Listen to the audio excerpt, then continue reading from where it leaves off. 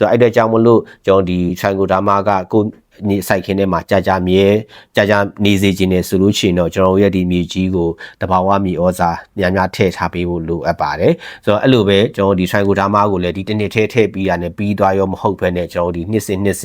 ဒီထည့်ပြီးခြင်းအပြင်ဒါကိုမြေကြီးကပို့ပြီးတော့ကျန်းမာတန်ဆွမ်းလာစေမှာဖြစ်ပါတယ်ကျွန်တော်ဒီဗီဒီယိုအနှစ်ပြန်ပြီးတော့ချုံရမယ်ဆိုလို့ရှိရင်ဒီ Trichoderma မှာကျွန်တော်အပင်တွေအတွက်ကောင်းတဲ့အချက်၅ချက်ရှိပါတယ်ဆိုတော့ဒီပထမတစ်ချက်အနေနဲ့ကတော့ဒီမှုယောဂါတွေကိုကောက်ွယ်ပြီးပါတယ်ဆိုတော့ဒါသူ့ရဲ့အဓိကလှုပ်ဆောင်ချက်ပါဆိုတော့ဒီ Trichoderma ထည့်ပြီးခြင်းအပြင်ဒီအမြင့်ပုတ်တာတွေပင်ချေပုတ်တာတွေခါးရည်ရာတွေညှိုးတိယောဂါတွေဒီလိုဟာမျိုးတွေကိုထိထိရောက်ကောက်ွယ်ပြီးနိုင်စွမ်းရှိပါတယ်ဆိုတော့ဒုတိယတစ်ချက်အနေနဲ့တော့ဒီအမြင့်တွေကိုတန်ဆွမ်းစေပါတယ်ဆိုတော့သူကဒီအမြင့်တွေပိုထွက်လာအောင်လို့လှုံ့ဆော်ပေးနိုင်တဲ့အတွက်ကြောင့်မလို့အပင်ကအစာဆုပ်ကပိုကောင်းတယ်ပိုကျန်းပါတယ်ပိုပြီးတော့ကြီးထွားတန်ဆွမ်းတယ်တတိယချက်အနေနဲ့ကတော့ဒီမြေစီလာကိုကောင်းမွန်စေပါတယ်ဆိုတော့ကျွန်တော်မြေကြီးထဲမှာဒီအာဟာရဓာတ်တွေကရှိနေလေရှိပါတယ်ဆိုတော့ဒီအာဟာရဓာတ်တွေကိုတစ်ခါတည်းမှာဒီအပင်ကနေပြီးတော့စုပ်ယူစားသုံးလို့ရတဲ့ပုံစံအနေနဲ့တော့မရှိနေပါဘူးဆိုတော့ဒီလို Trichoderma ကဒီအပင်တွေစုပ်လို့မရတဲ့အာဟာရဓာတ်တွေကိုအပင်တွေစုပ်လို့ရအောင်လို့ပြန်ပြီးတော့ပြောင်းပေးနိုင်စွမ်းရှိပါတယ်နောက်တစ်ခုကတော့ကျွန်တော်တို့တောင်သူတွေအကြိုက်ပါပဲဆိုတော့ဒီ Trichoderma ကကျွန်တော်တို့တောင်သူတွေအတွက်ကိုဒီပတ်စံကုန်သက်သာအောင်လို့လုပ်ပေးနိုင်စွမ်းရှိပါတယ်ဒီ Trichoderma သုံးမယ်ဆိုလို့ရှိရင်ကျွန်တော်ဒီမှုသက်ဆေးတွေဓာတုဆေးတွေတိတ်ပြီးတော့သုံးနေစရာမလိုအပ်တော့ပါဘူးဆိုတော့အဲ့တဲ့ကြောင့်မလို့ဒါကျွန်တော်တောင်သူတွေအတွက်ကိုလည်းဒီကုန်ကြစိတ်လည်းတက်တာစေပါတယ်နောက်ဆုံးနဲ့အရေးကြီးဆုံးအချက်ကတော့ကျွန်တော်ဒီဘေးကင်းတဲ့ဟာ